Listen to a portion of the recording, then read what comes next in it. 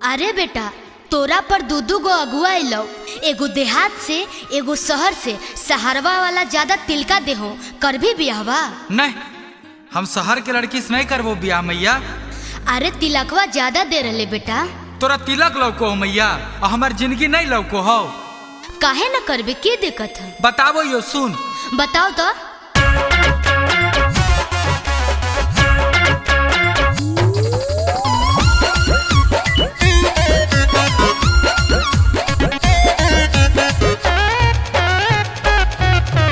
शहर के छौड़ी से नहीं करबो शादी, अंग्रेजी बतियाई तौगे। शहर के छौड़ी से नहीं करबो शादी, अंग्रेजी बतियाई तौगे। अंग्रेजी बतियाई तौगे। गे मैया जींस पहन के हुकुम चलाई तो नहीं एला जोई तौगे।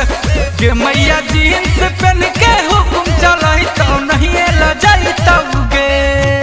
बैठल बैठल खाली खैतौगे मैया, फैशन में रहतौगे। बैठल बैठल खाली खैतौगे मैया, फैशन में रहतौगे। गे मैया फैशन में रहतौगे। गे मैया काम करे ले कहाँ मी त तोरे से लड़तौगे। गे मैया जींस पहन के हुकुम चलाई तो नहीं एला जाइतौगे।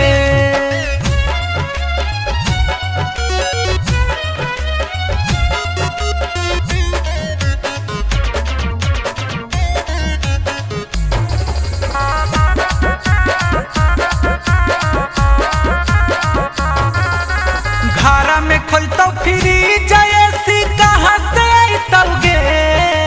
कहाँ से आइतौगे। घरा में खोलतो फिरी जयसी, कहाँ से आइतौगे। गे मैया कहाँ से आइतौगे। गे मैया दिन रात देखतौ गाना सिनेमा, जिए नहीं देतौगे। गे मैया जींस पहन के हुकुम चलाई तो नहीं एला।